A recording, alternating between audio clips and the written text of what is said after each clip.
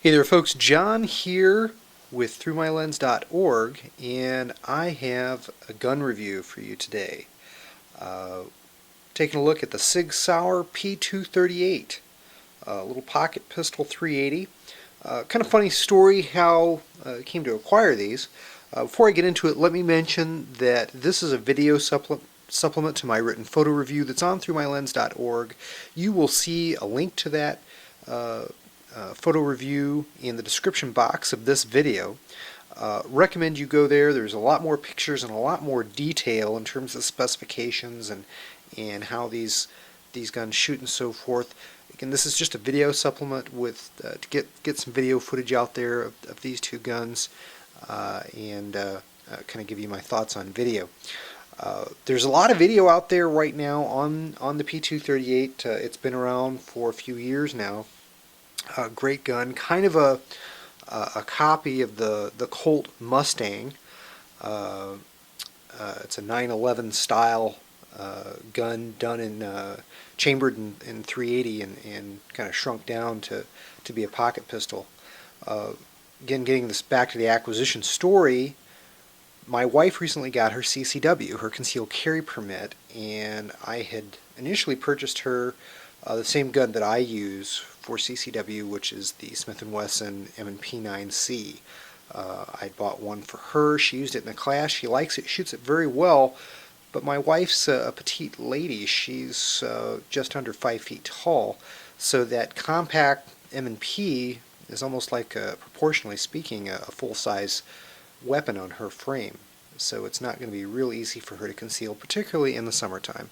So we started looking at other concealed carry options and really started looking at the pocket pistols, the little 380s. They're real popular right now with the explosion of interest in concealed carry permits. Some good guns out there: Ruger LCP, the Smith & Wesson Bodyguard 380. We tried those and a couple of others. The long trigger pull on both of those is really something that neither my wife, particularly my wife, nor I really liked. I can deal with it. I can shoot them just fine. She really just did not like the long trigger pull on those weapons. She liked the size. She liked how they felt. Didn't like the triggers. So I was in a gun store one day, and I was discussing this with the owner of the gun store, and hey, what do you recommend? And he said, well, have you tried the Sig P238, because it's got a 1911 style trigger that's a lot shorter. And let me go ahead and demonstrate that for you right now. These weapons were safety checked before I started filming, but there's no ammo in that.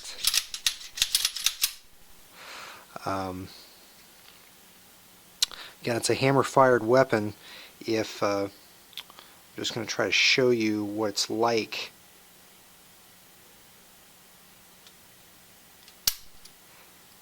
Very little travel in that trigger. Try it from this side. It's a little heavy. It's probably, I don't know, 6 or 7 pounds. But very little travel. Very little travel. Love that trigger. It's wonderful. It really is. Probably one of the best features about this gun. Again, we'll just go ahead and safety check this one on camera, just so the safety Nazis are satisfied. The 238 comes with this magazine. It's a 6-round magazine with kind of a flat bottom here. You can see what it looks like. It's kind of got a flat look to it when it's inserted into the mag well. There is an extended magazine, which I highly recommend. Not only does it give you an additional round, so it goes from a 6+1 to a 7+1, but it gives you a nice pinky extension, which really helps when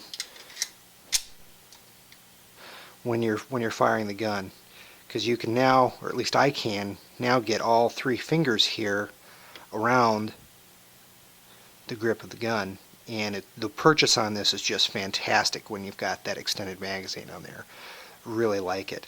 The gun does not come with the extended magazine, unfortunately. It only comes with one magazine. Shame on Sig for charging what they do for this gun and only including one magazine. But I picked up a few of these. They're hideously expensive magazines for this little gun. They're like $40. Of course, it's Sig Sauer, so what do you expect? You're gonna pay a lot, but I really like it. You'll note that there is a slight color variation between these two Sig Sauers, these two 238s. Hogue actually does these grips. They do a real nice job checkering these. I'm going to guess this was all laser done with the logo and everything. Looks really nice. We purchased this one first. I actually picked this up at a gun show, and then I ordered this one later.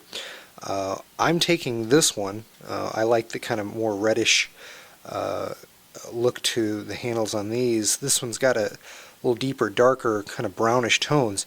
They're both what is described on the SIG website as being rosewood. I guess to my eye, this one's just a little rosier, a little redder, and I just like that better. I will probably keep these handles on here. This one is my wife's, and she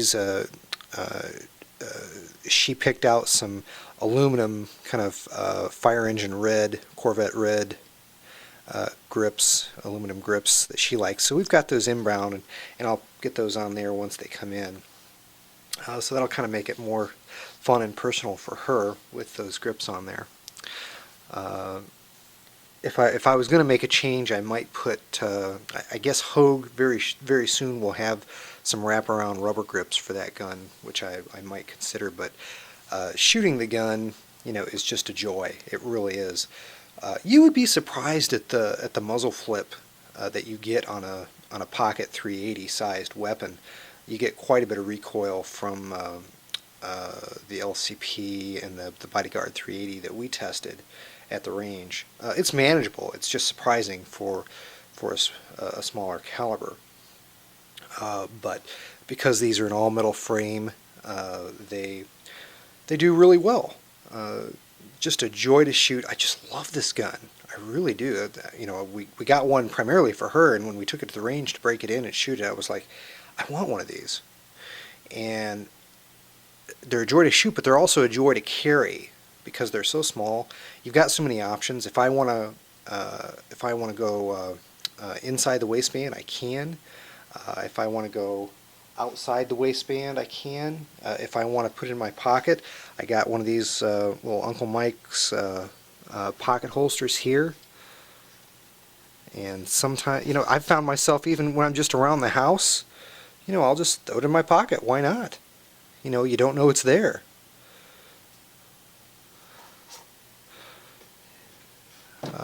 It's just wonderful that way. So really, the only thing that I think a lot of people are going to question on this weapon is the 380 caliber itself. Is that enough for defensive purposes? And I believe it is for most self-defense types of scenarios that you might find yourself in. The diameter of the bullet is essentially the same as a 9mm, so it's going to make about the same hole. It's not going to have quite the speed or the punch. Obviously, the ballistics are very different, but I believe that shot placement is crucial. If you do your job, the bullet will do its. So I don't have a concern with the 380 caliber. That brings up another issue. As I was looking into this gun, I found out that in just the last couple months, SIG has announced the release of the 938, which is the same 1911 style frame that the 238 is on, made in a 9mm. And supposedly it's not that much bigger. It's a little longer, I guess, but it's not that much bigger and heavier, and and ships with the same 6+1 9mm magazine, and then you can get the extended magazine for that as well for a 7+1 configuration. So, I had to ask myself, do I want to wait for the 938 to when it actually starts becoming available in the marketplace. And I thought about it and I said, no, I don't want to wait for it, because really the only thing that the 9mm is going to give me is additional size, additional weight, and additional recoil. In a self-defense scenario, for a concealed carry weapon, those are three things you really don't want. Yes, it's going to give me a little better penetration, but I don't think that's worth, I guess, the negatives associated with, relative to one another with the 238 and the 938. My preference would be the 238. Of course, I haven't shot the 938 yet. I might fall in love with that. Might want one of those too. I'm a crazy gun guy and I like guns. So, but my logical, rational side says there's really not much of a benefit to the 938 when you consider how it's going to be used or how I want to use it. In terms of other accessories, the gun does come with this little Kydex outside the waistband kind of holder or holster, and it's nice enough if you wanted something for outside the waistband. The one thing that I don't like about this particular holster is it doesn't provide any cover for the frame up in here.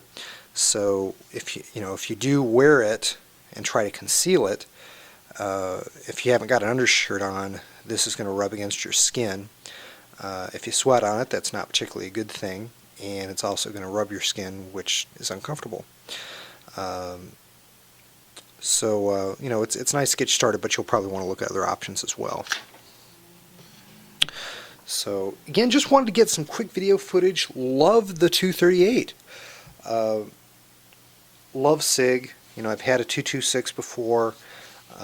Really like Sig as a manufacturer, so I'm glad we've got these. My wife loves it. If you're a lady out there, or if you're a guy that's looking for a weapon for that significant other or female sibling, definitely give this a try. And it's not a girl gun, because I happen to like it pretty well for myself. Hope you've enjoyed this video. Got plenty more coming, so please do subscribe to the channel. Take care.